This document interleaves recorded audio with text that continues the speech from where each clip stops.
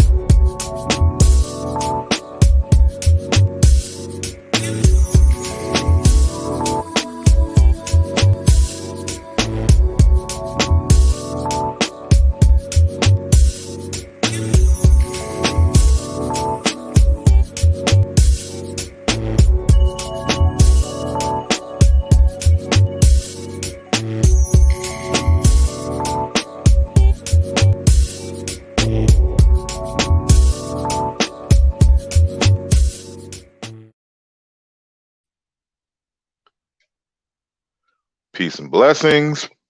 Y'all gonna have to bear with me today because StreamYard is acting crazy and don't want to give me my login credentials on my computer. So I have to do the program on my phone. So I'm not quite used to doing the control panel from the phone. So if there's some delay in terms of my normal responses to things, please forgive me early.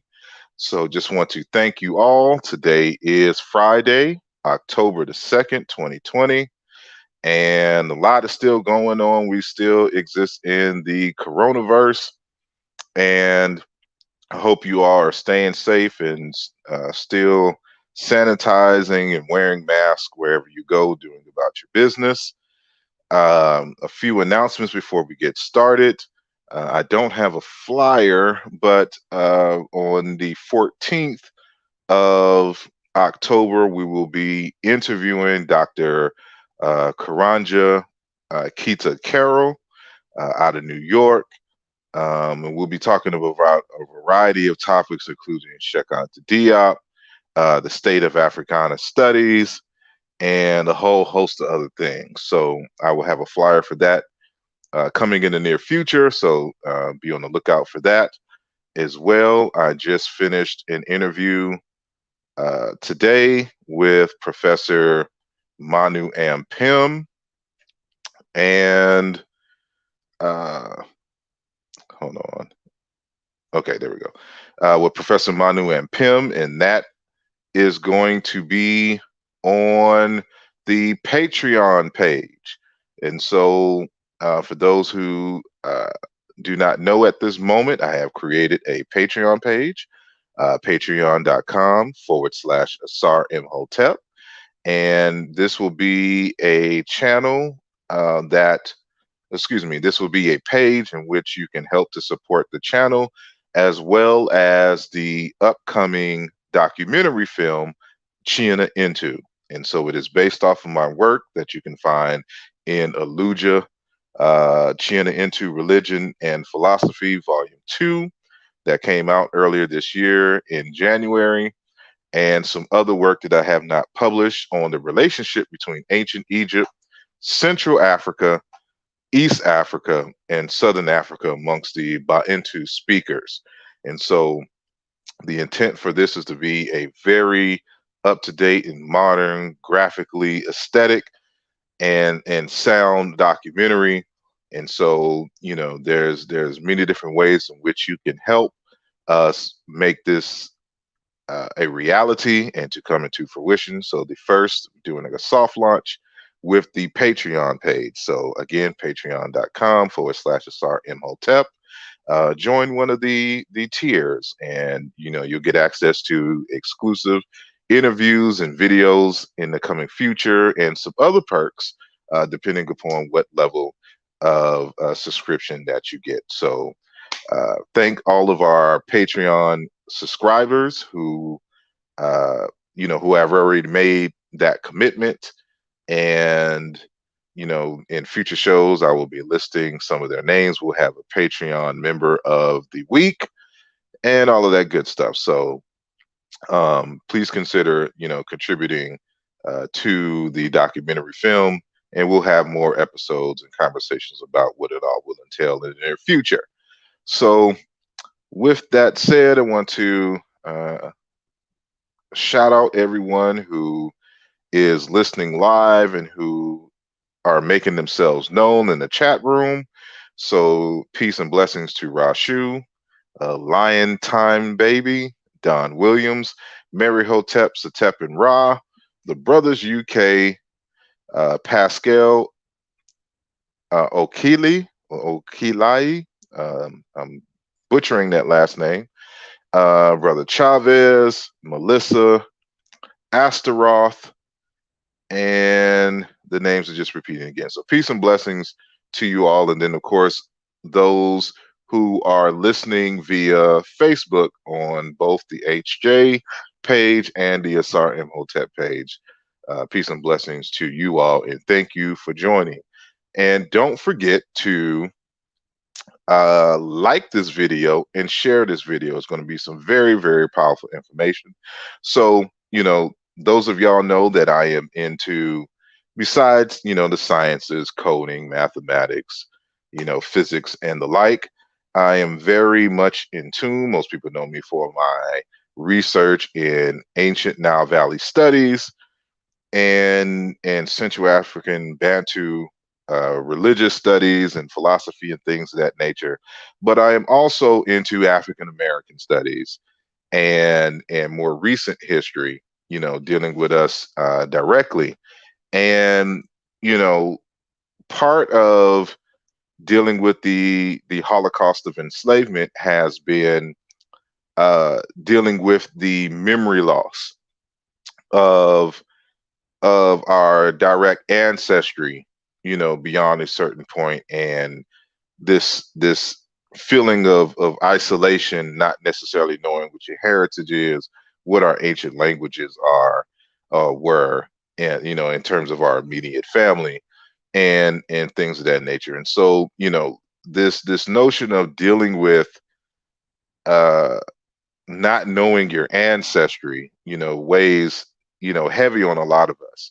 And so there have been individuals who the ancestors who have sent us to remind us of the importance of lineage, the importance of family, the importance of keeping records of our existence and just documenting, our history, no matter how minor we may think it may be. And so our guest today is one of those individuals that the ancestors has sent to us to remind us, to keep the names of our ancestors alive and how to get access to them in our more immediate history. And so, we'll be talking about ancestry as well as slavery and peonage here in the United States. And so, with that said, and again, because I'm slow, because I'm on my phone right now and I gotta navigate this, so I want you all to welcome Dr. Antoinette. Am I saying it correctly? Harrell or Harrell? How would you say it? I pronounce it Harrell. Harrell. Okay. Mm-hmm. Well, thank you for coming and joining this channel and sharing your wisdom, Thank, with my audience. thank you for having me on your channel. Thank you. Mm-hmm. I appreciate it. I appreciate it. And shout out to OG Gorilla and Dr. Tamia McEwen and Trisha Smith and Naja Phillips and SE44. Thank you all for joining the conversation. Appreciate y'all support. And so yes, it's this is an individual who I have been monitoring from a distance for many years, and seeing a lot of her videos and interviews regarding a variety of different topics. And so to she's a very important person in my opinion amongst us, and she has some valuable information that I want you all to uh, pay close attention to, and take notes again for yourself. And so, before we get into the details and the meat of our conversation, given that you are new to many of us who are listening live, and of course those who are catching the archives, uh, tell us a little bit about who you are, where you are from, and how did you get into this deep study of African American history and culture. Okay. I live in Louisiana. Um, I started this type of research in 1994, and it was my mother who basically got me started with passing down the oral history. It did not matter if I called my mother 5 times a day; she would always talk about the ancestors and family history. And mind you, sometime I got tired of hearing it, and it was like one of the ancestors said, "You better write down everything that your mother is telling you. She's trying to give you the keys to the past." And I said, that is so true. And in Mm, 1994, I started to record everything that my mother shared with me. I started to look for documents, records, any proof of what my mom was saying. I knew that she had a very good memory, and I'm grateful to my mom. My mom just transitioned this year, March of this year, to be with the ancestors, but she's still here because she left so much with me. And I am deeply grateful to my mom for that legacy that she left to me. And so my research began in 1994, and it has not stopped. There is no stopping point. I believe that when I can no longer do it anymore, that would be probably the time that I have transitioned myself. indeed. Hold on one sec. Um, there we go. Um, why is this study of ancestry important for everyone? And let me back up just a little bit, because it's one thing to want to trace your own history and get information on your own immediate family. But what is the motivation for you to share this information beyond your immediate family and immediate needs? Why was it important to do that work beyond your own immediate family? Because we are one. I am my ancestors. We are the Hmm. few. And if we forget our ancestors, we're lost, because it is because of them that we are.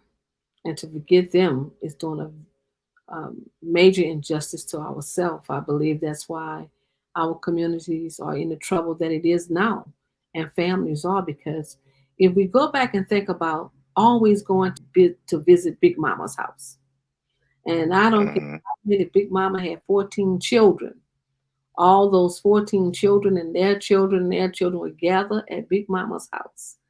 And Big Mama always had enough food and warm blankets and love to go around. And she just kept the family together. Although Papa could have been there too, but it was something about Big Mama. And there was a respect for Big Mama, and Big Mama kept the family together. So there's so many lessons that we can learn when we start digging into our own research. learn about the lessons of the ancestors. What did they leave to us? And why have we taken another path? This is your path. Your ancestors' path is your path. That's your journey. And somehow during that journey, we all meet in the same place. I believe that. Indeed, indeed. And you mentioned you're from Louisiana. I would say 75% of my family is out of Louisiana.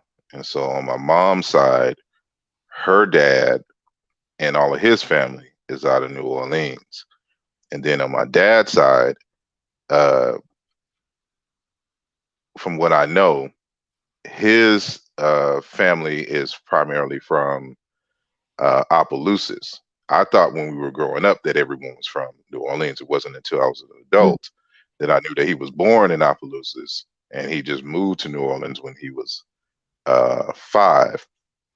And so there was a period where, of course, like every summer, every other summer, we would go to New Orleans, and I lived there for like a year when I was younger, because both of my parents were in the military, and so I would stay with different family members, between Texas and Louisiana, Mhm. and so it's just as you said, my grandmother's name was Rose. So going over Grandma Rose's house, even though she comes from a big family. So when we did a little research, on those Cheniers and other folks, I'm looking at the thing and there's 17 children here, 12 children here, and that was the thing. So it's like, I have yet to go to Opelousas and meet my family members from there. But I understand it's the Kings. It's like Kings and Cheniers is the two big names Mhm. coming out of that area. Um, but of course, because like with my dad's side of the family, that's on my dad's mother's side that we know all that. But my dad's dad, we don't have any information on him. So I don't know the name of my grandfather, Oh you wow. know, who he was, any of that. And so and I'm leading somewhere with this. All I know is that on I've done a DNA test, and of course, me being a male, I can do the paternal and maternal, haplogroup traces. So the maternal side goes all the way to Mozambique in Southeast Africa, but on the father side, it goes all the way to England, which means that in that time, there was, I don't know the nature of the relationship, if I can call it that, but more than likely we can kind of guess what Well, was going on at this particular time period. Um, and so this leads me to the question on your research dealing with slavery and the impact. I mean, uh, the different types of impacts that slavery has had, on us, and the difficulty that because of slavery, the difficulty of us being able to trace our history beyond a certain point.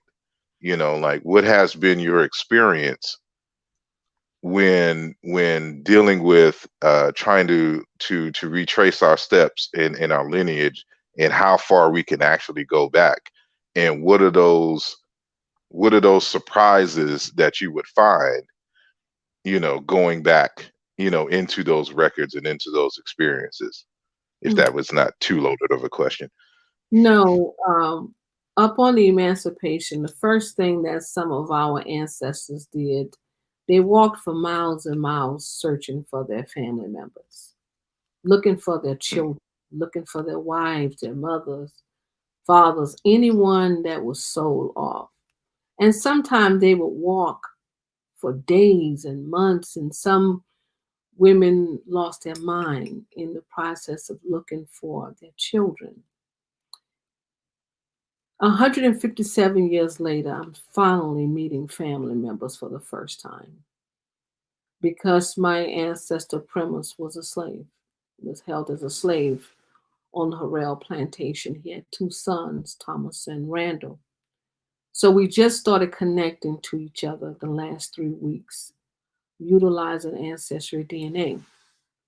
But to answer your question, prior to 1870, we was only listed if we was enslaved on anybody. Our ancestors was held as a slave by gender and by age only. Very seldom named. But you can find those names if you know the person, the last slave holder, or the person who held our family ancestors as enslaved prisoners on these plantations. You can look into their inventory records, their succession records, and find, perhaps you can find your family. But let me just say this, it's not an easy task. What would you find? You don't find your, and you would not find your ancestors listed on a separate sheet of paper in that inventory. They are listed with the halls, the furniture, the chairs, Mm. the tools, the knives, the forks, and you will find your ancestors in that record telling and appraising for $500, $800, $900. That's what you will find when you're looking for these records inside the courthouse, in the probates, the wills, the succession records, and the inventory records, the estate records of those who owned the family members as last persons who owned it. Easy, very defining moment. It's a very difficult moment. You are reading for the first time, and it becomes personal because you see it, you feel the record, you see the record, and your ancestors they in the spirit talk. And I don't care about it. It's not that. It's out. And because we are a spiritual people, we understand spiritual connections there. Our ancestors want to be found. They want, Mm. they want us to learn about what place with them, did that, what was it to them.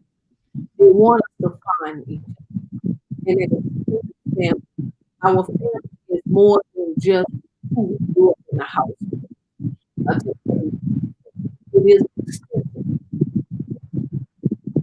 It is the uncles, the great uncles, descendants, the aunts. It's the extended family as well.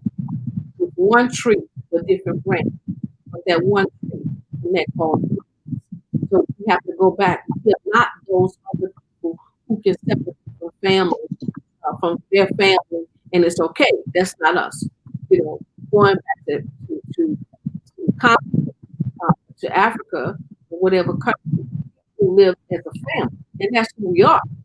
You know, we embrace family, we embrace cousins and adopted women. But hard to do yet, because in order to find my family, I had to research the other side of their family, looking at their family members that that have documented their families to 1500. And I'm very blessed if I can go back to 1700. And I was able to go back to like 1780 of my family. Now, would I be able to go back beyond that? Very difficult to say because it's very sketchy the further I go back. Let that ancestor is telling you, you can find me. I'm going to make sure you find me Mhm. because it was. I am in the point now where I'm going all the way back to the first Caucasian person that came into this that started to witness our ancestors. So it's a Mm. painful journey. Many people don't want to take that journey because it is painful. Um, when I first came across you, uh, it was in regards to a woman and her family that, beyond, my belief, that were enslaved in the South. I forgot which state, and you could correct me. Louisiana. Mississippi. It was in Louisiana? Mississippi. It was in Mississippi. Oh, Mississippi. And this was in they were freed in 1963. Am I correct? He stole her freedom. And yes. Stole their freedom in 1963. So, I was born in 79.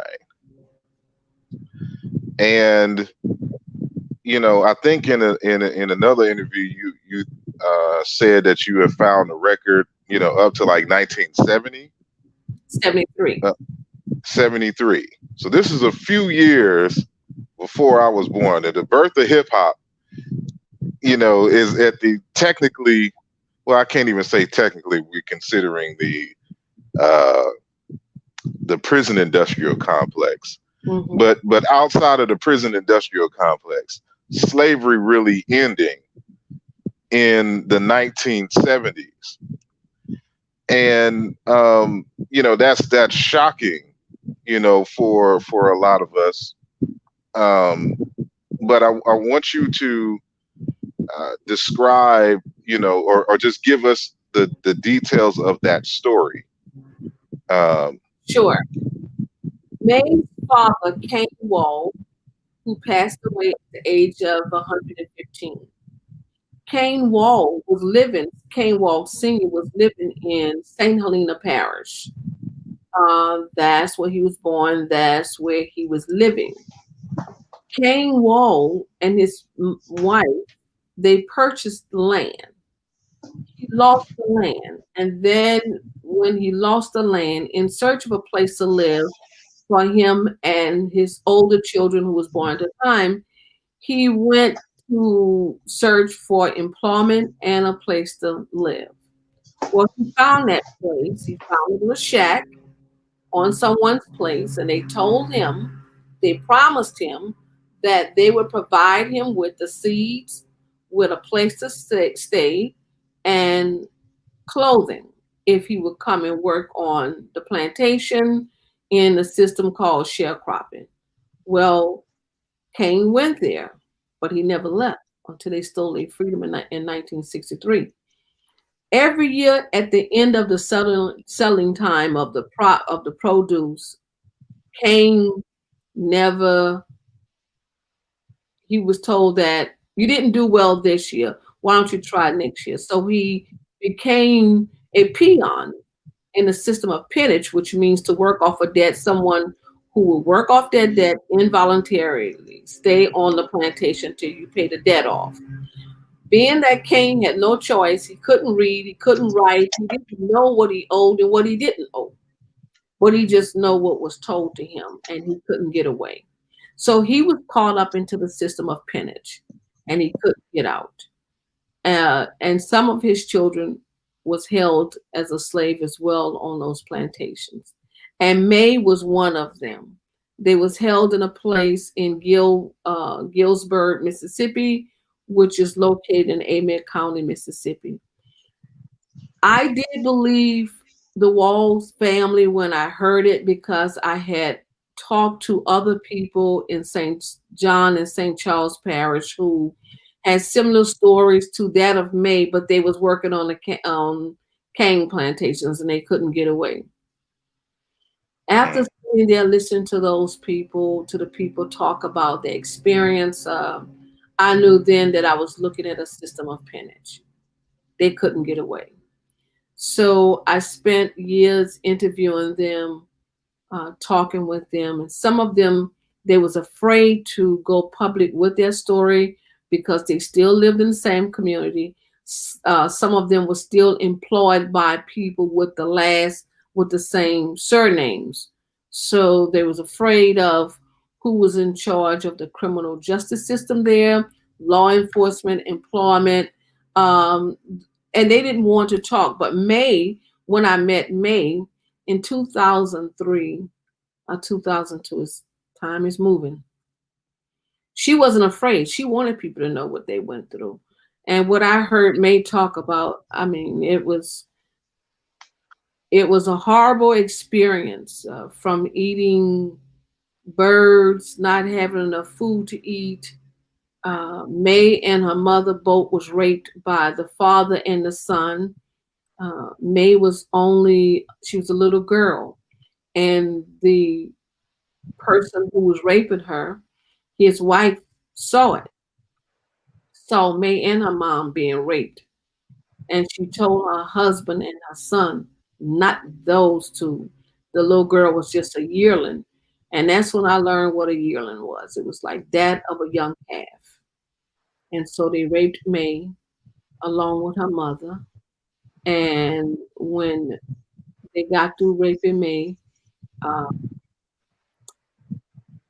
she was bleeding, and they threw her a rag and told her to clean up the mess. And at that point, May could not have children, uh, natural born of her own. Um, Mm, I remember her giving me the location, and I went in search of the location. And at that time, May had a heart attack, and I didn't want to bring her back there. We just sort of stayed on the phone as long as I had phone range that I could talk to her. But she was telling me about this Green Creek, how they had to bathe and drink the water in the Green Creek. And of course, I'm back there in this place. I'm like, oh God, this is really scary. I mean, am I going to get out of this place or what? Because I'm in the woods mhm, and I'm behind this barn. It's like I'm sneaking on this place. I'm going back there to find this place where May was talking about. And it was dark. So I'm racing against the darkness and trying to find this place. And I get to the end of the woods, the thickets. And on that side, the sun was shining so bright. In front of me is the sun. Behind me is the darkness. And the sun is shining right over the Green Creek. And I'm on the phone. May, I found it. I found it. I see the Green Creek. And I stood there and I look at this creek. And I'm like, how could they had to drink this water? And inside of this creek is the same place where the cows and the animals was drinking and standing in the same creek. And it was just an emotional moment. And when I got back and I went to see her and we talked about it and cried about it. And I think about 2 weeks later, I took her back to the creek. Me and some other people took her back. And she said, this is it. This is it. Um, So it is guided by the ancestors. Really, it is because sometimes I just didn't know if I would ever make it out of some places that I've been. mm. It's Hmm. uh, without necessarily being the intention, it's almost like the story of, or a more expanded story of Get Out by what's his name, Peel, the director. I don't know if you've seen the film Get Out. No, I have so little time to watch movies or TV. I'm in the research field, and you know, Yeah, mm, it's deemed to be a horror film, but it's built off of the lived experiences of African Americans. mhm, Uh, and so the premise is that this gentleman is dating, this African American brother is dating this white woman, and she invites him to the house to meet the parents. And they have this gathering or whatnot, and all the neighbor, I guess, friends and neighbors or whatnot, uh, you know, meet the young man at this particular party. But then when it's time for him to go, he can't go.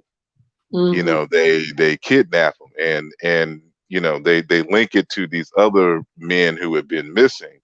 but they all are in the town working, Mm, what I'm saying, for folks or whatnot. So this is supposed to be a modern, take on that, and that seems to be the case in the story that you said, that you just mentioned. And so, what's really ill about this, which is not surprising to me, is that the whole town basically was in on it.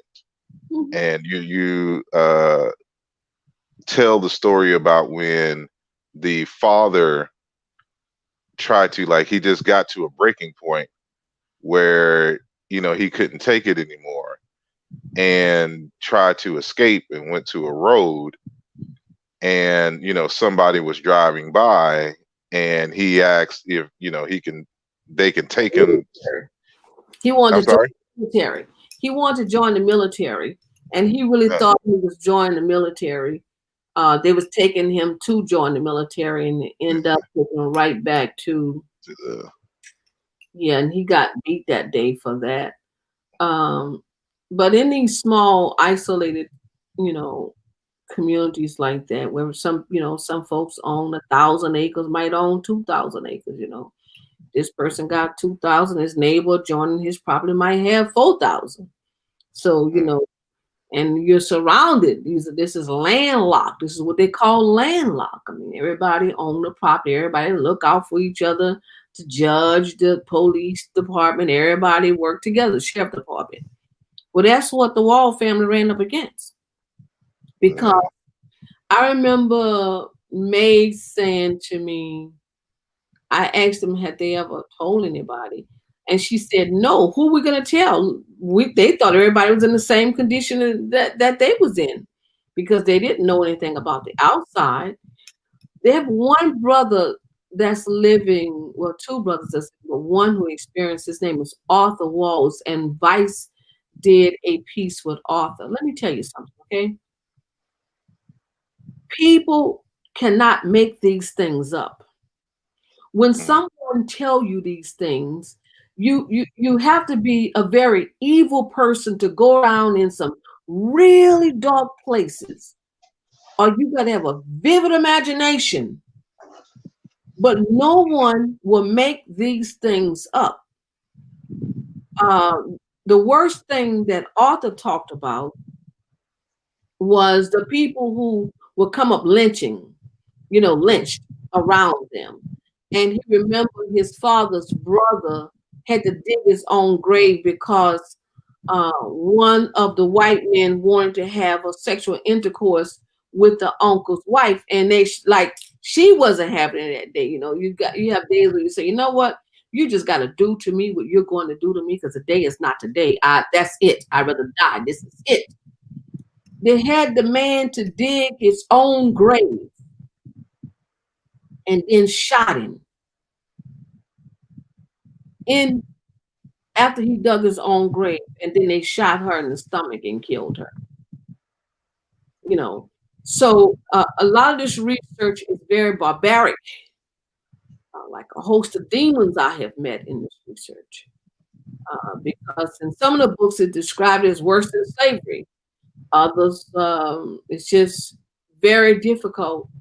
And I know I wasn't dealing with human beings. I don't care what nobody said. I don't care if anybody ever believed me. I wasn't reading about what human beings did. I was reading about some force of demons that I had met in the mm, form of people that can do these things to any other human being. So the Wall family, they went through hell on earth. They There was four of them: Kane Wall Jr., Ernestine uh, Wall, and May. But Arthur would tell his story. Sometimes they're very nervous now, and the things that they talked about is. I remember they were so hungry. May talked about they were so hungry that they had made this slingshot, and they was trying to kill the robins to eat the robins, to cook them and eat them. Well, the brother had killed some robins, and they was cooking the robins, and the white woman came out and she said, told her husband, look at these little niggas, they done killed the birds. It was never that they was hungry, they was starving. It was these little niggas done killed the bird. And I'm going to paraphrase it for what May said. And they got in trouble for that. And they talked about the shack that they lived in. And I have been in some of these shacks inside the Mississippi Delta to see the conditions. I mean, just different conditions that I saw. So the way May described it, it was really, they didn't have anything. You know, they had a house with windows, but there was no window panes or anything there. You know, a lot of times they didn't have enough to eat. They didn't have shoes.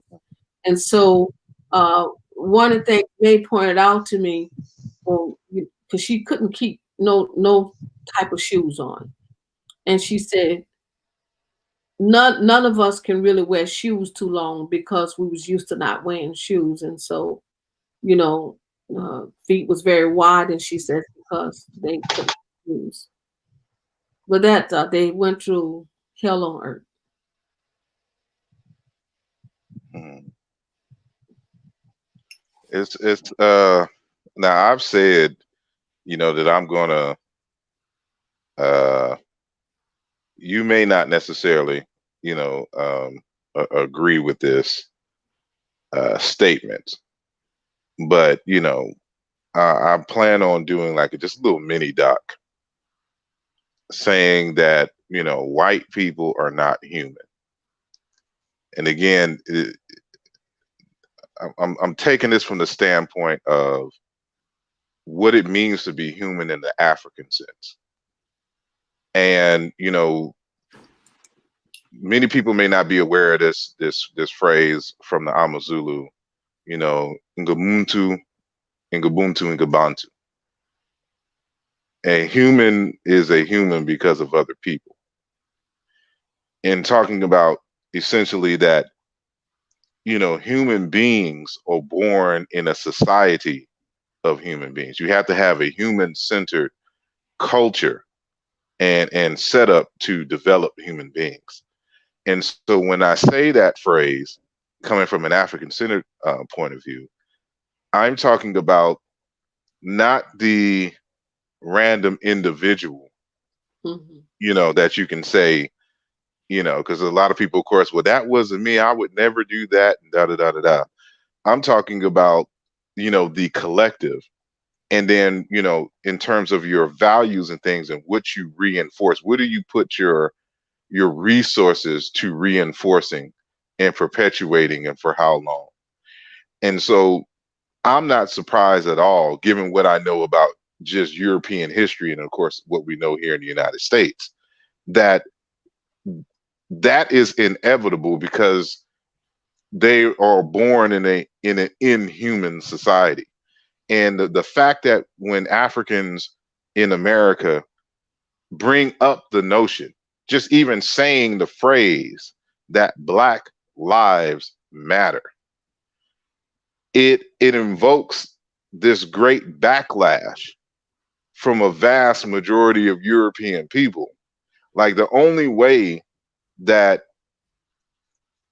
this is normalized is if you don't live in a human culture, you don't live in a human society. And so this is just another testament and testimony to just how, to what great lengths that they will go to hold on, to slavery and things of that nature here in the United States, even to the point where we're just reintroducing it in a new form in terms of the prison system, et cetera. Because that's where, at least in documentation, in terms of the Emancipation Proclamation, everybody's free except those who have been convicted of a felony. And so now you have a whole industry, full of slaves, to make products and things of this nature that when they get released, they couldn't get hired at these same companies who they were making their products for, in the jail. And so it's very disheartening to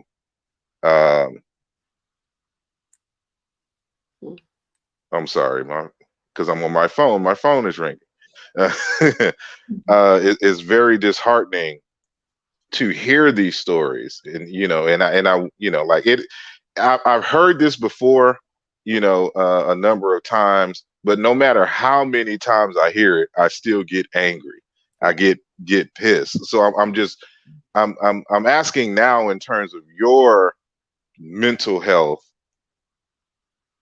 constantly going back into these records, and you're taking it a step further by, for those who are alive, engaging with the people and then going back to the location where, I'm sorry, phone is ringing again. Mm-hmm. Um, Going back to these locations, and so how do you deal with, how do you decompress after hearing and going through those documents and hearing these stories and things? Well, when I first embarked upon this and went back and was searching these type of records, I call underground research. Be- Hmm. Research is in layers. The more you dig, the more you find, the deeper you go. The more questions: what, when, how, who, where. Um, a lot of times, I would come home very depressed. I would come home in tears. It was very hard, and I just asked the Creator. I said, "Look, if you call me to do this work, then you got to give me some alligator skin. Mm. I won't be effective if I have breakdowns, Um, but the breakdowns was natural. It was like the human part of me, So I had to feel it. I had to process it. I had to regurgitate it. I had to get angry. I had to go through all of those different phases of to get through it. And then one day I felt myself getting stronger that I can go in because I had to get stronger to go into the files, to go into the attics, to go underground. I had to because I felt like I was opening myself up to the ancestors. They needed a body. There was a spirit, but they needed a body to cross back over. Mm. So I gave myself to them. But I didn't realize that I was going to have many of them like rushing to the door at the same time, you know, because when they rush to the door, it's something they wanted us to know what happened. And so then I said, okay, this is what we're going to do one at a time because I had to rely upon them that spoke to me, whether it's 1 o'clock in the morning, 2 o'clock in the morning. And how I knew which one was more powerful is I would wake up 1 o'clock in the morning. There was something that they wanted me to know. Get up and go to the courthouse in the morning. And I want you to go in the vault and I want you to pull this file. I said, okay, let me put this to the test to see who is dealing with me and what is dealing with me. So I would do it and I would find something. So okay, this is the one. But I want to show you something. If you can give me 1 minute to get off the screen to go and pull it. So if you can dismiss me for a minute and I'll be back in 1 minute. I want to show you No, something. no problem. All right. Let me do like that. And so while she is going to get the document or whatnot, just want to remind y'all that this is a live show and it's interactive. So if you have any questions for her, kind of please jot them down, and towards the end of the program, I will place your questions on the screens for her to answer. And so, okay. All right. I was going into the courthouse one day, and I'm looking, for some reason, I'm just looking to the ground.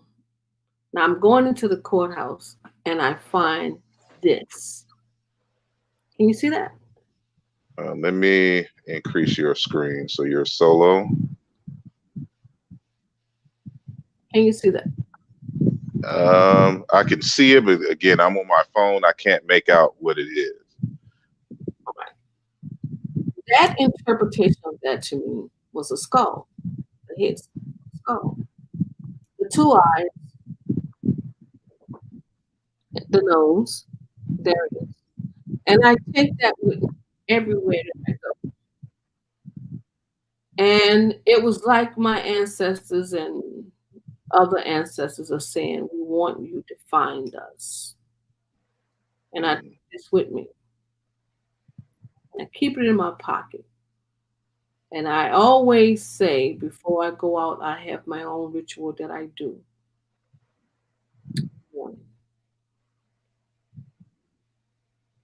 Show me what you want me to see. I will follow. And I have to be obedient to that because this is remember what I told you. They are spirit, they need the body, and I'm the body. Does that make sense? Mm-hmm. Yes. So I loan them my body. And they take me to what they want me to find. And sometimes these places that I'm going into, they could be dangerous places. And I remember one morning before I left out, I said, hide me from my enemy.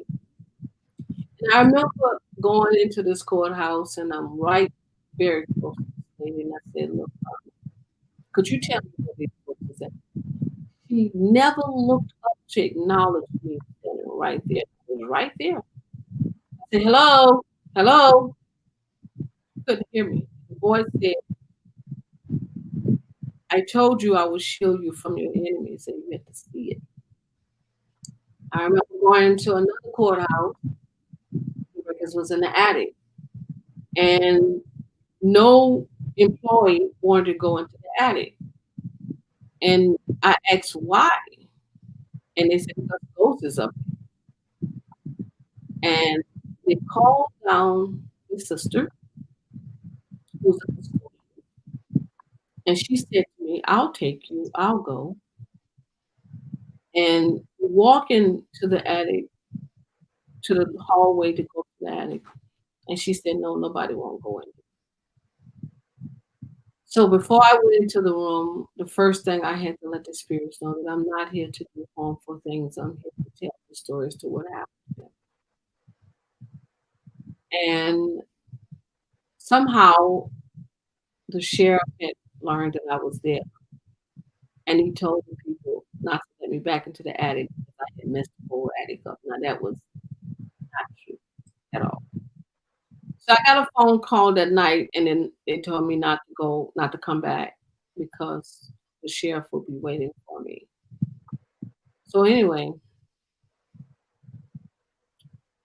how I did end up going back, someone met me in town, pulled me around the back, snuck into the back door, and I was able to go back up in the attic.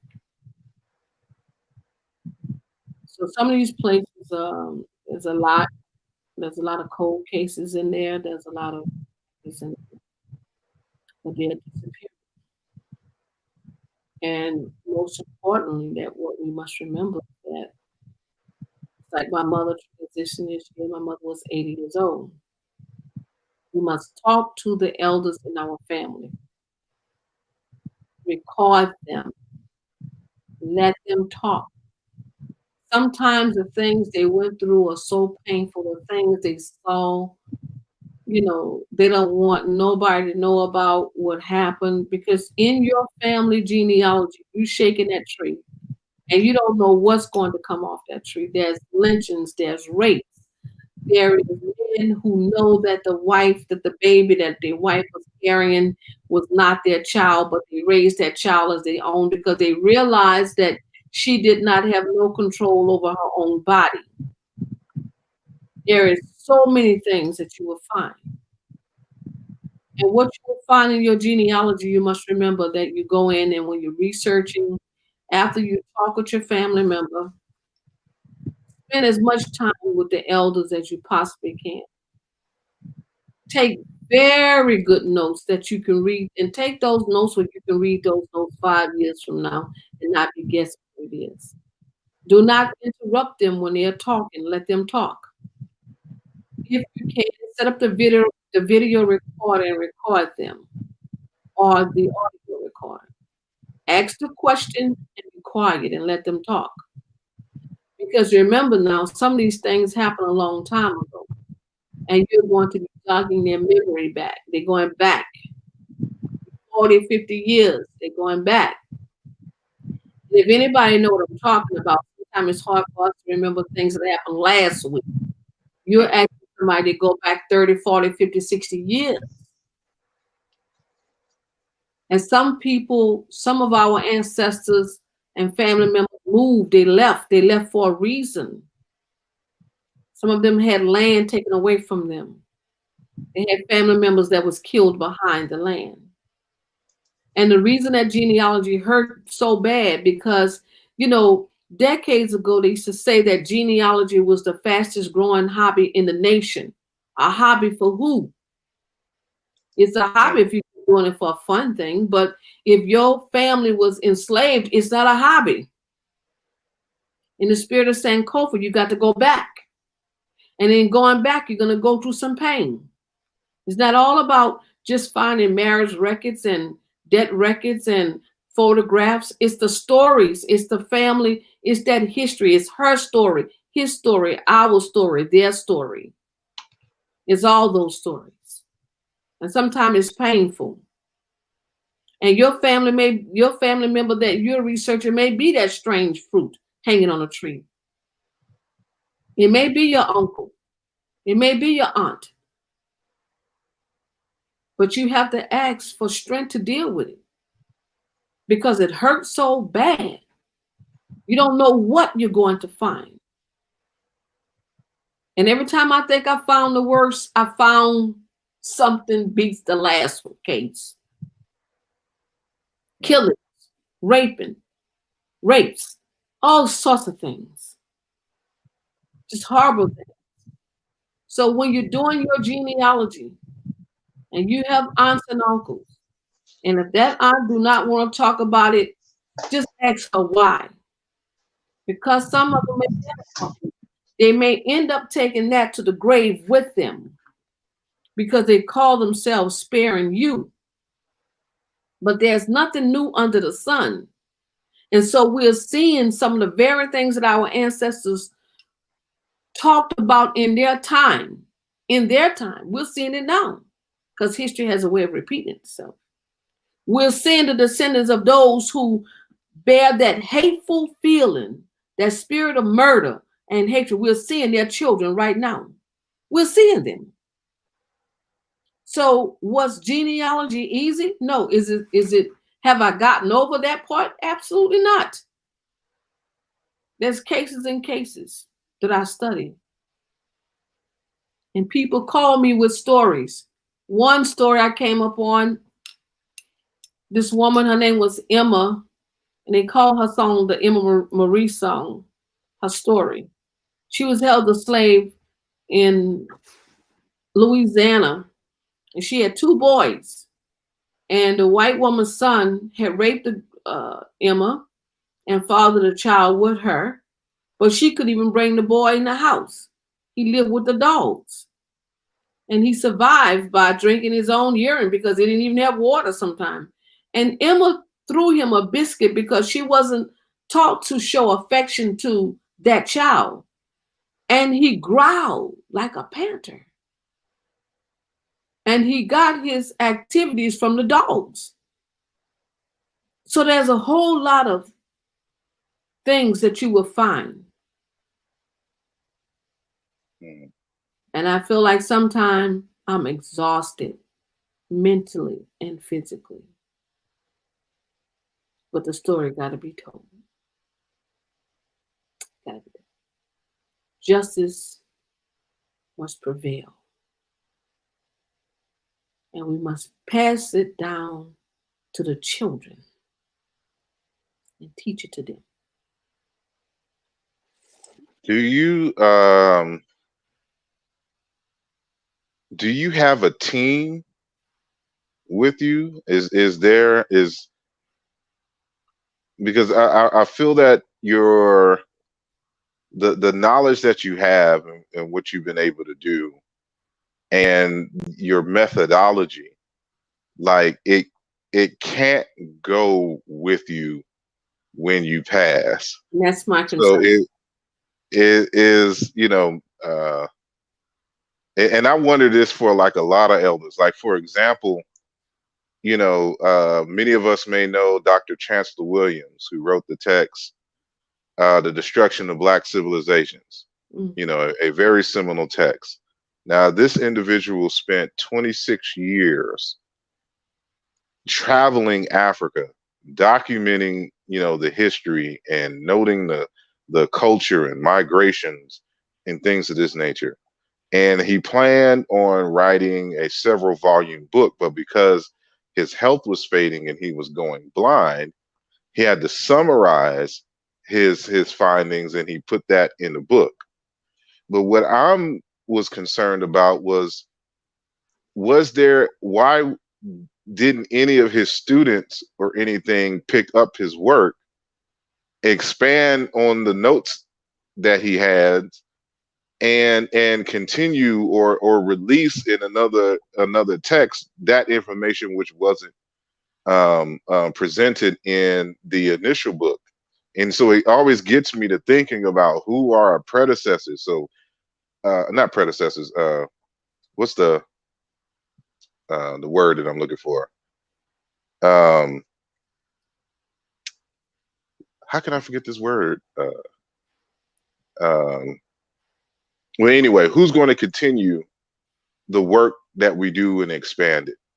And so when I listen to you, one of the first things that comes to mind is who is shadowing you. Who is taking up that mantle. And if no one is, I need somebody in Louisiana that's listening to get in contact with you and to shadow you and study under you and to continue this work. Yes, protege. Yeah, let Um, me say this. okay. First of all, there is no pay sometimes Mhm. for you do it because it needs to be done. And I understand people have to eat, they have to pay their bills, they to take care of their families. Um, but I also know that whatever little we can do to spend a couple of hours just learning or just recording how important this work is. Um, I have had some students to come to me. They know some of it, Mhm. but of course, I'm not very trustworthy of many people that will come. I have to know who's coming into my aura because it could be the enemy. So, although I do have a couple of people that I trust, we go out together. They sort of know me. Uh, Mhm. I can give you an example of that. My colleague who really worked with me, he know not to talk to me when I'm on a journey. I don't like people to talk to me because I'm listening, I'm watching, I'm feeling. I don't like music on in a car when I'm traveling. Too off road. And I don't like people to talk in the car about anything else that's irrelevant to what we're doing. Now, some people may say that's controlling, but it's not controlling because I'm watching cars that go by. I have to be able to hear when they say, turn this way, go down here, stop here, knock on this door. I can't be distracted by anything or anyone. And if I'm going in places that on the other side, everybody need to understand with me that travel with me where you are, especially right now. Especially right now. And so if I tell someone, let me do all the talking, I need people to follow that and not have their own agenda. Because if you got your own agenda, then you need to go on your own. This is not first. So this work is, for instance, there's still people on plantations. I know 5 active plantations. And I remember one day I was driving down Highway 61, and I'm always looking, just looking, just paying attention. I saw this man sitting on a log. And I told the driver, I said, turn around. I need to go talk to him. So he's sitting on a log, and I started to talk to him and learned that he was a military man, just returned back to that area where we was at. And he said, look, after, we was talking a while, and, I'm asking a few questions. He said, look, go back and tell people to stop looking for the Shaneys with the big house and the live oak trees with the moss hanging down and the raggedy Shaneys, because it doesn't look like that anymore. I said, you tell me what it looked like. He said, I want you to travel half a mile. And I want you to look at this apartment complex on the side of the road. Like it was like it wasn't an apartment, it was like a little subdivision. He said, I want you to look at those brick houses right there. It's a plantation. So I drove in there, and the first thing I said, I think I'm lost. Where am I? And because the people so used to saying the word plantation, the lady said, this is the plantation. Okay, right. Now why would she use the word plantation with this subdivision that was a subdivision? Brick houses. I mean, it wasn't, it looked like something normal, just decent housing. Everybody worked for the boss. Everything came to the boss. You didn't work for that particular man, you off that plantation. So you see, now I said, okay. Now you got to look at another angle. And that opened me up to a whole different way of identifying plantations. But then I had to learn that everybody that have the same skin complexion with me is not safe for me to talk to. Pretty much like Kentucky, the AG there, something like that. So I had to be very cautious who I talk to, the questions I was asking, because sometimes the boss man would loan a person a truck and buy him a pack of cigarettes, give him $10. And that person belonged to him. So anybody snooping around, he gonna go back and tell the boss man. So I learned all those little things. That's why I didn't take any and everybody with me. That sound like jailhouse rules in many respects. uh, the purchasing of people with cigarettes and Yeah. things of that nature. Old Uh, car, old beat up truck. so Mm. what? Well, before I go there, I know you wanted to share something earlier. Yeah. Is it coincide with what you're talking about now, or Yes, it is. The I can document that I'm sharing, can you see it? hold on. There we go. Add to the screen. All right. This document that I'm sharing with you is from, if you look at the letterhead, the Mississippi Executive Department, dated April the 8th, 1916. Hans C. R. Lee, U.S. District Attorney, Jackson, Mississippi. It says, Dear Mr. Lee, I'm handing you a letter from a document which is rather difficult to read, but which refers to the forced attention of a family on the plantation of Mr. Sel Jones, or near Sharkey, Mississippi. I will state that within the past month, at least 5 Negroes have been to me with pitiful tales as to the way that they was being beaten up and the statement that they had to flee from their lot for their lives, leaving their families on this place. One of them was caught and having gotten some miles away and carried back there forcibly. It looks as if pinnage was practiced on this place to quite an extent. If your department could take an investigation, I believe you would unearth a bad condition there. I know it is a difficult matter to get evidence in such cases, but that you will do all in your power. I am confident, sincerely, the Governor, Earl Brewer. Hmm. Now that was the governor in 1916.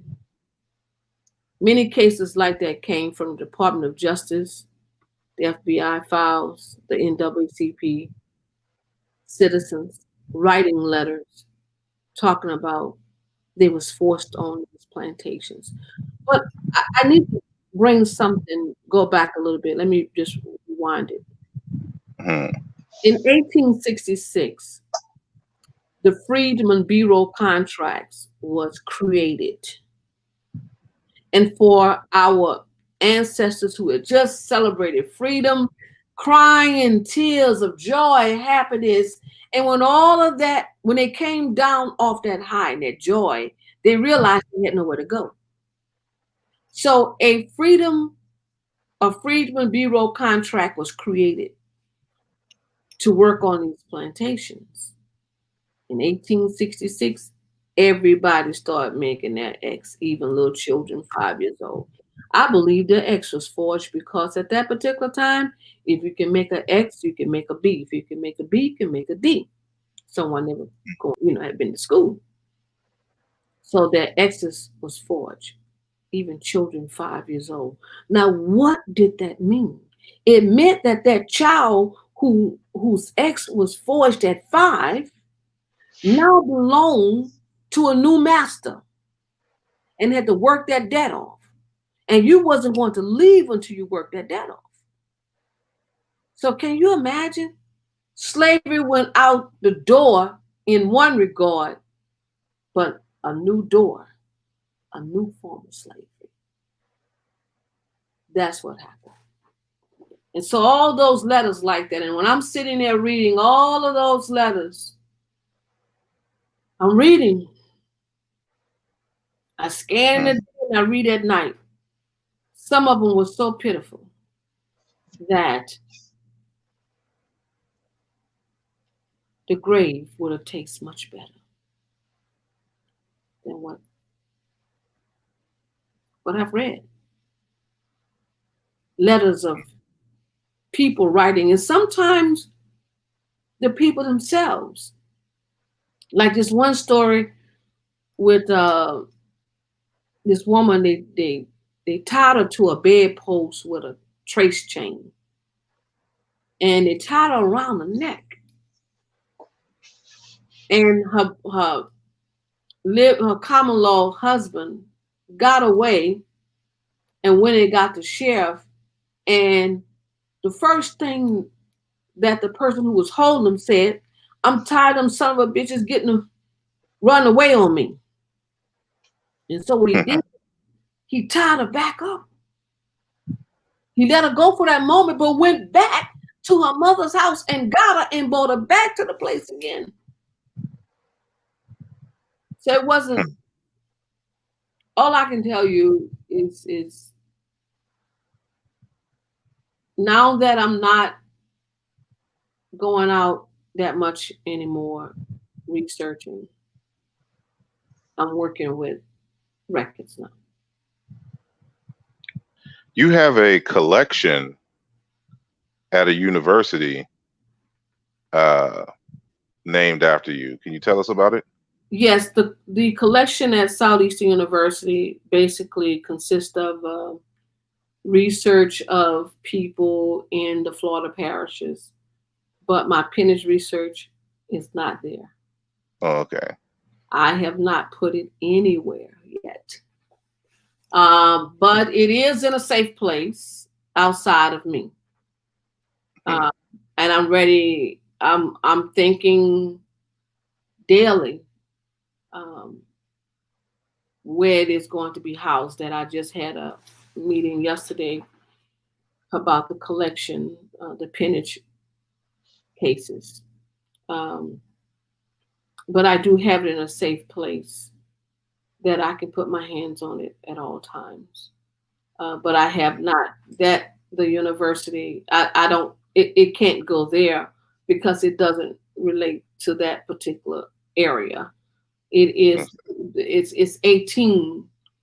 I found peonage cases that take place in 16 states, and so in those 16 states, it has to be in a place that's really, really large enough to hold this collection. Well, outside of the slavery research, going back to the genealogy, I'm asking in terms of what are the first steps that we would need to take to document our lineage. But I think you mentioned beforehand in terms of speaking to the elders and taking notes and allowing them to speak. What in addition to that, should we consider when trying to piece together our history, our personal histories? Yes. Like I said, you need to decide if you're going, what side you want to research first. Is it mom or dad? And then what you need to do, if your parents is living, start asking them some questions like, where was they born? What was their parents' name? What was their grandparents' name? Once you do that, the site that I like to use is familysearch.org. It's a free site. And they're constantly adding new records all the time. The second site that I use is ancestry.com. It can help you with some basic things like the census. Sometime the World War II registration records are there. The census records are there, and it also will take you to find a grave, those sort of things. And in some cases, you will see every now and then you will see a death record of someone. But I would ask you to do this. Whatever person you're researching, go to look at public trees, drop the search box down and research the public trees to see if someone else is looking for that family member. But I like family search. But once you find out where your family is from, ask your parents if your great aunts, if your great grandparents had brothers and sisters, find out their names. Go to the courthouse, start looking at the marriage records. Go to the earliest index books in the courthouse, in the marriage records, and see anybody that share that same surname. Now, let me say this, giving you an example. The name that I still carry, Harrell, that name can be spelled 4 or 5 different ways. So you must realize that when you're searching for your family members, don't rule out the fact that we don't spell it like that. We spell it Harrell. Some people may spell it Harold, Harriell. So don't rule it out.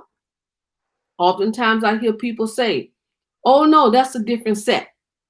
You live in a small community, and that's two sets of Browns. That's two sets of Smith. How could you make that analysis when you really don't know your family history? So Mm-hmm. spend that time, record everything that you can. Ask them, do they have any documents, any photographs? Ask the family member, that person who you're talking to, is there anybody else that you recommended I talk to? Start looking at that. Ask them, do they have an obituary, a funeral program collection? Because in the Black community, we always collect those funeral programs at the church at a funeral. Find out who collect them. And ask Mm-hmm. that person in your family who you're talking to, is there anything in the family that I need to know that has stopped us from talking about our family history? Because I hear a lot of people say they won't talk about anything. Mm-hmm. This is so dark. But that's what I would recommend to people to start. Your story is very important. Your history is important because it's your history. You should be able to pass that history down to your children and to grandchildren. It's one that my African history is very important, but I got to go through this step to get back there. I just can't skip there and go there. I want to go all the way back, step by step by step by step. And Mm-hmm. that's my journey. And there is software that uh, was created, I think, about 15 years ago that documented the 36,000 voyages that was made to Africa. There's the name of all the ships there. You know, don't Mm-hmm. ever think that it wasn't, things wasn't recorded. And even if the courthouse burned, you can look at the Latter Day Saints, because a lot of the records, what they did, they spent their time scanning those records, and they made them possible to find on dot, uh, familysearch.org. Mm-hmm. I know for my dad's mother's side, the latest that we've been able to trace someone in terms of that direct line, the first king, he came directly, well, of course, ultimately from Africa, but he came from Haiti Mm-hmm. into Opelousas. And on his record, it just says father from Africa, Mm-hmm. parents from Africa. It didn't say where, it just father from Africa. But this was they came on the later boats, like in the 1700s, coming into the early 1800s. Mm-hmm. Mm-hmm. And but even just the time periods can kind of let you know some things, like where were these ships coming from at this late, Right. saying date, and may help you. So every little bit, Every little uh okay, that's every little bit counts. And no stone unturned, none. You know, just and in the family, it helps to put a team together when you're researching the family history with a team. To have like an extra set of eyes on it. I think I have now about 4 genealogists that has joined me in my family, and mm, we met each other about last year, and so every week we Zoom now, and we share records, and so that helps out because now you can share records through the screen, and then somebody might pick up something that you didn't see. It's always good to have a set of eyes on the records. But familysearch.org is a good place. to research because they're the Mormons and they just believe in, documentation. So don't ever think that it's not out there. But you do have to visit the places where your ancestors live. Um, Let me just say this here: the churches didn't keep good records; they still don't. Okay, Mhm. if your family members was Catholics, then you can find more records. But when you're crossing over to the Baptist church, the Methodist church, they didn't keep very good records. Not even for the cemeteries. So I would go to those areas and research and talk to people. Just go into the communities with people that share your last name and just talk with Mm. them. You'd be surprised what you'll pick up. It's fun.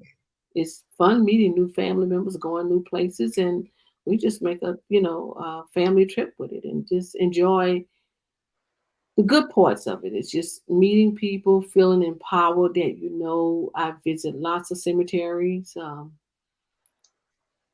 Sitting and talking to the elders, and you have to get outside of your family and go and look in the community because people in the community live next door to your family in the same community. They went to school together, they went to the same church together. They may have some information about your family, but your ancestors want to be found. Your family members may not be sheroes, heroes to anybody else, but they are to you because they're the ones that is responsible for you being where you are today. If it wasn't for that strong woman or that strong man or that woman who didn't commit suicide or didn't chew the root of the cotton roots that would have made her not be able to conceive children. It's a lot of things that our people are very resourceful people, know how to do things. It's but so we have to pay homage to them. Mhm. We have to pay homage to the ones that's responsible for you being here. So dishonor. Indeed. It reminds me of, like, in terms of my situation, of getting to the point that we got to get our young people interested in their family history early, because in my case, I'm the oldest of five boys, and I'm, in terms of my brothers, I'm probably the only one who was old enough to remember and having conscious experiences with my grandmother. So she died when I was around 10, saying, or 11. Mm, And so when we used to go to New Orleans and stuff, like, the brothers that I had then were really, young. But, I remember all the time she would take cooking those Sunday meals. We used to, eat twice, and then, she would go to church, and some stuff that she would cook overnight, and then, kind of re-simmer in the day, and the recipes and stuff like that. And, you know, uh, when you're young, it's just, these are just your peoples.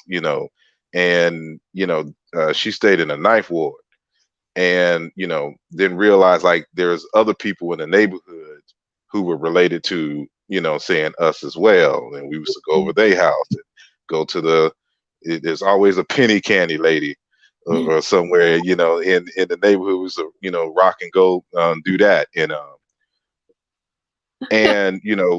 so, but before she passed away, my grandfather passed away, but I didn't realize that he wasn't my real biological grandfather. mhm. So, when you're that young, you don't question any elders. So his last name was Washington. Mine is Johnson. My dad is Johnson. And so, but I didn't know that, didn't care, about that. They had a child, my aunt Daphne, who passed away, saying, a few years ago. Mhm. But, you know, I didn't know, like, I always thought that he was our grandfather. It wasn't until, like, I was a teenager about to graduate high school, and I was talking to my aunt Daphne. She's like, "That's not your real grandfather." And even in that old, I'm supposed to know, it didn't click to me that we have two different last, what I'm saying, names or whatnot. So, uh, and she had died, of course, by this time.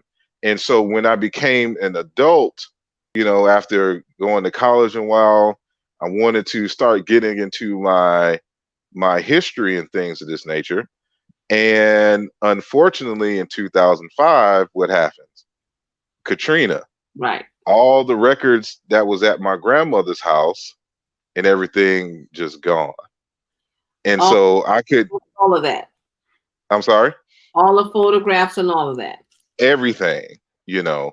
And so my aunt, who was still living there, she was able to pick up a few things, including this. There's another person in our family who lives in Houston who was doing that genealogical work. And that's how I get, I know about the how many 12 and 17 children, going back this far, and the Clifton Chenier, and all these other individuals, and Zydeco, and the Kings, and all of this other kind of stuff. So that was my introduction. Like, oh, but if I wish I had, because I've always had a historical knack. Like, I always wanted to know about ancient history. It's just a issue of growing up early in European communities. Like, you notice a difference between you and them, and we weren't getting talked about in these schools. So I always wanted to know about Africa and stuff to this nature. But I always wanted to go way back. But, I wish I would have had this inclination to ask these critical questions and really sit down and pay attention, with these elders while they were around, even at that young age that I could remember. So, I'm thinking of just listening to, of course, what you're talking about, and even my own experiences. Get the young, they may not realize it, then, but to have them sit and really just hear about those stories directly from grandma and grandpa, so that, when they get older, they can recall these things. And if somebody else hasn't documented it, they can at least off of memory, jot down those major notes. And we have to talk about the family history with them um, every chance we get. And our younger people, they can tell you more about celebrities, children's names, their mother's name, than they can tell you about your family, their family name. So we have to do much better than that. I remember, if you go to any, especially Caucasian houses, they will have a large picture of their grandfather in the dining room, the living room, wherever. And that picture, every generation will know who that is in that picture. Mm-hmm. Every generation. They will know about what that person stood for according to them, why that picture is so important in that dining room or wherever it is. We don't do that. We'll have posters of, rock, of singers and entertainers on the wall, but not one picture of a grandfather, a grandmother. And so, where did that breakdown come through? Because when I was coming up, my oldest son was born in 1979. So, Mm-hmm. what era you come from. Mm-hmm. When I was coming up, there was always pictures in the household of family members. And my mother passed a lot of those pictures to me. And so I have a lot of photographs of family members. And so when my grandchildren came along, my grandchildren can tell you stories and who that is in a picture as if they was there with them. Because that's always, I created a coloring book just using my grandkids as a genealogy field trip with grandmother to, because I hated history in school. I didn't want to have nothing to do with history with people I'm in an all black school and a white history teacher telling me some lies. No way, no. And so when I created that coloring book with my grandkids, I made the characters, they was the characters. My ancestors was the characters, to get them to understand what's in the courthouse. Why should I be looking in the courthouse? What records are important. So every household had photographs. We just stopped doing that, and we are doing ourselves a disservice now. I just want to, before we end the show, I want to say this. A lot of our ancestors purchased land. And that land, for the most part, we know the story behind land with our ancestors. A lot of land was taken away from them. That's the first thing they wanted to do, when they got their freedom, get their own little piece of land, their own mule, their own wagon to do their own, farm their own land. And that was a hard 50 cent an acre is what my great grandfather and his father paid 50 cent an acre. They purchased 200 acres. Hmm. My great grandmother, she purchased another 20 acres on her own because my grandfather had a second family and she wanted her family, her children to have the land. So he signed off on that. That land is still in the family. But we left the land to go and live on a lot or to go and live in a high rise. And nobody would pay the taxes on the land. And, you know, so we walked off and we left the land. And so we don't talk about the importance of opening up a succession when someone passed away in the family so that the heirship can be passed down from one generation to the other generation. And so those are kind of conversations that we need to be talking about because we're losing land. In 1900, we owned 15 million acres of land. As of today, we have less than 1 million. Between all the blacks in the United States. Now, isn't that terrible? How could people who couldn't read and couldn't write only make their X purchase land when today, with PhDs, we have no business? Millionaire. We have no business. We are disgrace to our ancestors. Yes, we are. And I have to say this to people because I do want to say this. I get sick and tired of people who call me and says to me, "Oh well, my great grandmother was white." Oh no, my great great great grandfather was white. And so sometimes it's like I'm sick of them glorifying the fact that some little girl was raped and abused and forced to have these babies. But we are proud of that. And we're proud to say that, oh, my grandmother had the good hair. What is good hair? Or the light-skinned cousins and the dark-skinned cousins. You see? And especially when women say it's like, come on, girl, what are you thinking about? You are really sitting here saying that, and you know that was a child. You know that was a little girl. You know that she was forced she was raped. Why are you so happy the fact that your great-great-grandfather's white? Mm-hmm. I just don't connect with that. I just have to. Yeah.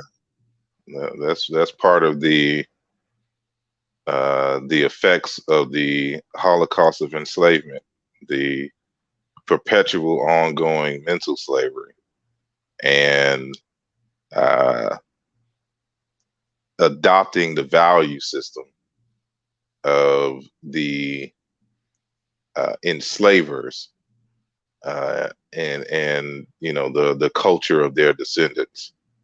And this is something that we fight all the time, and it's one of the reasons why I do the kind of work that I do, so that African people, wherever they may be, can know what it means to have value and to find value, first and foremost within themselves, secondly within their families, and then thirdly within their community, their ethnic group, and their race. And so everything that I do is in an effort for people to understand what it means to have value and to add value, and to be proud of who you are. When these stories are shameful, but at the same time, it should give you some level of pride, in the sense that we were able to survive these things. It takes a certain type of resilience. It takes a certain type of uh, character, and that we still maintain, for better or for worse, depending on the context, our humanity, through it all. And and so if we understand what our ancestors been through, given what the opportunities that we have today, there's no excuse for us not to be great and to be able to do for self on the level of anybody else in the world, and they were able to do with so much more or less. That's right.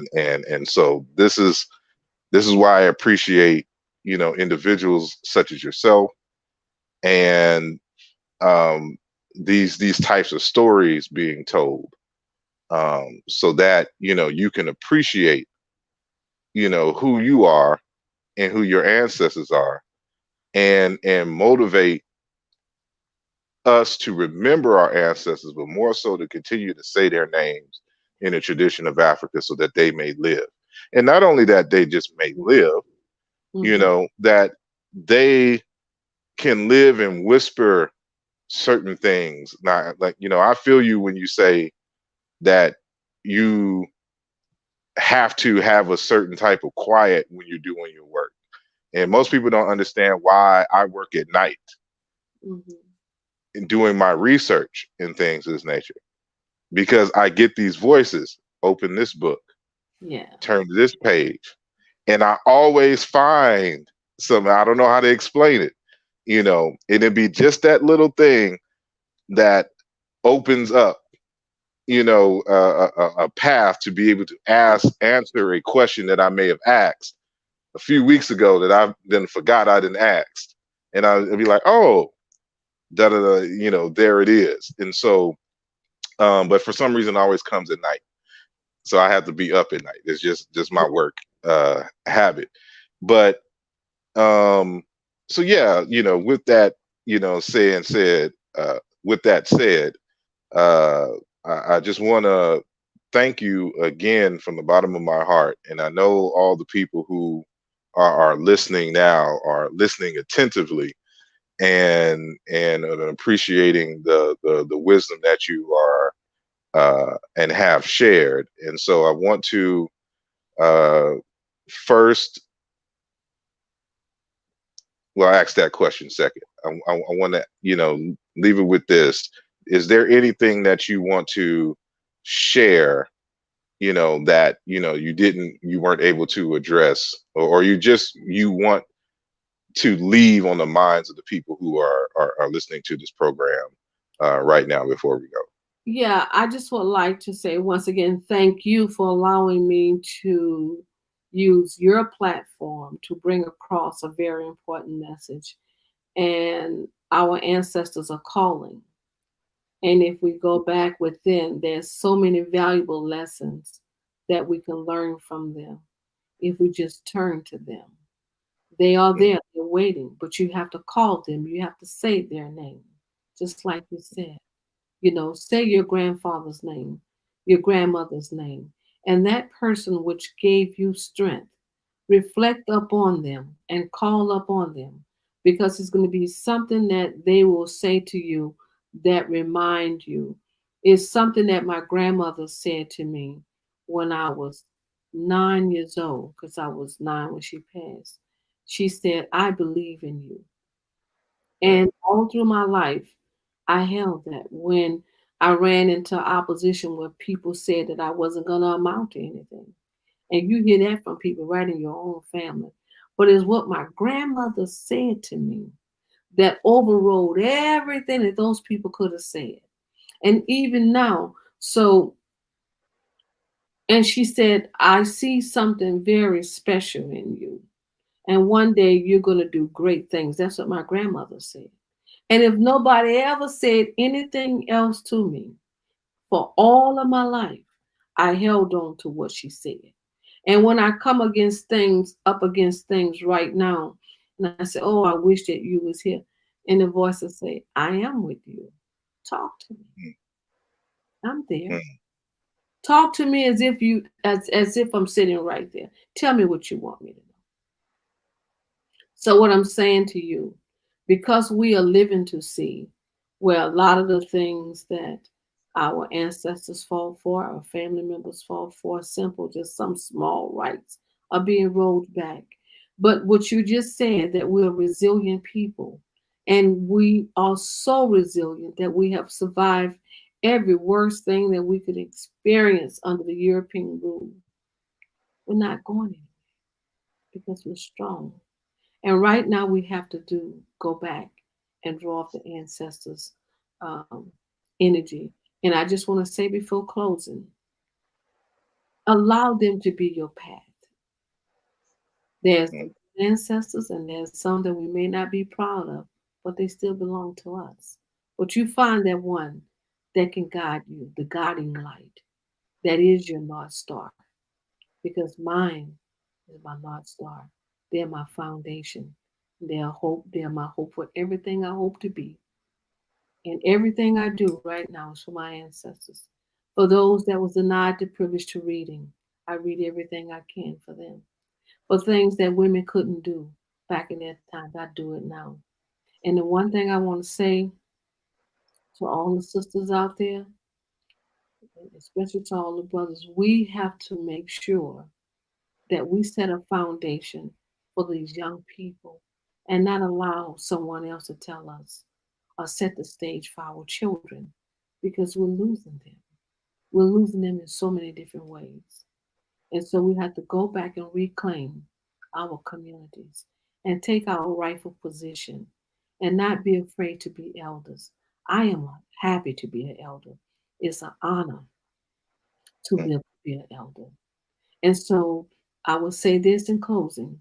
We knew who our when we was coming up, my aunts and uncles, I just realized as I got older like you, they was in their 20s. But they had the respect of somebody. I thought they was probably 40 or 50, but they was mm, only in their 20s.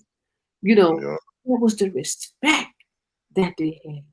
We didn't call them by their name. We called them aunt and uncle. And so that's what we have to go. And the difference in the dress styles. My aunts and uncles wasn't trying to dress like a teenager, because it's nothing worse than seeing an older woman trying to dress like a little girl, or an older man trying to dress like a teenager boy.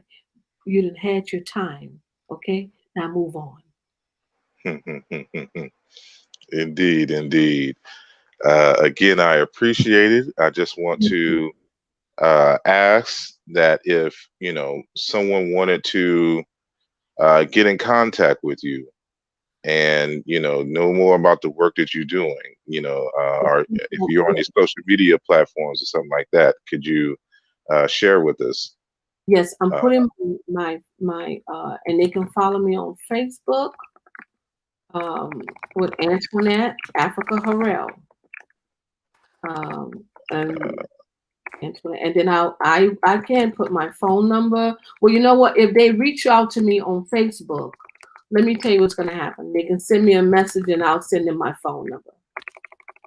okay, If somebody want to, it's Antoinette Africa Harrell on Facebook, and okay, you shared in they can in message me on Facebook, um, and I will be happy to get back with them. I do return. I do reach out to all the people. There's so many people looking, and I just want to say this to you: a on lot the of young people are looking for their ancestors. They're thirsty. They're line. thirsty. And if we ever have this opportunity again to do this again, I would like to use your history. You send me some names and what I can do. I can go through Ancestry and teach people how to do it, Hmm. and use some other social media, some other sites that I work with. And so that way I can use you as the model or the poster person to look up the ancestry. Because for some reason or another, your name, the King side, I was wondering, is he any way related to Dr. King? How would they know that they're not? How do he know he's not?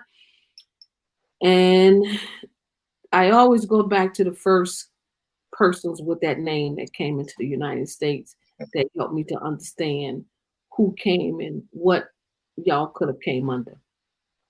Mm. Indeed, that would be a good show. Unfortunately, I won't be back in Philly until January That's fine. because that's where I have my book that I can and unless I find it's possible, but I'm just saying like if the earliest probably would be January, but I would love Yeah. uh, to do that and And yeah it's I'm screen, sorry, go ahead. we can share the screen as I stroll and show people what we found for you. All Okay. right. And then that way, I can also teach them how to go back and look at the first persons to come into the United States with that name and follow their trail to see how did you get your name? How did you get that surname of the kings? Um, Mhm. yeah, we'll use you as the poster child. Appreciate it. And thank you, Dr. Ortiz, Velez Ortiz, for your contribution to the channel. And she says, thank you for this timely and fascinating interview with Dr. Harrell. And I appreciate you. Matter of fact, she was just a recent guest uh, last week on our program. And Oh, so uh, thank you for your support and for viewing, and thank everyone who is listening live and who are engaged in the chat room, and those of you who were listening but weren't engaged in the chat room. Much love and blessings to you all, both on Facebook and on YouTube. And so, uh, with that said, I will be ending this particular program. And so thank you again, Dr. Harrell. thank you. And I'll be hooking up with you and we can set that up, in the near future. I'll be So delighted. I appreciate it. So here is my contact information if y'all want to asking me questions or got any show ideas or any guests you think that I should, interview. Please hit me up at one of these social media platforms or directly on my website at asarimhotep.com. Again, I do have a Patreon page, patreon.com/asarimhotep. Help support the movement. And with that said, I will talk to you guys later. Y'all have a good day.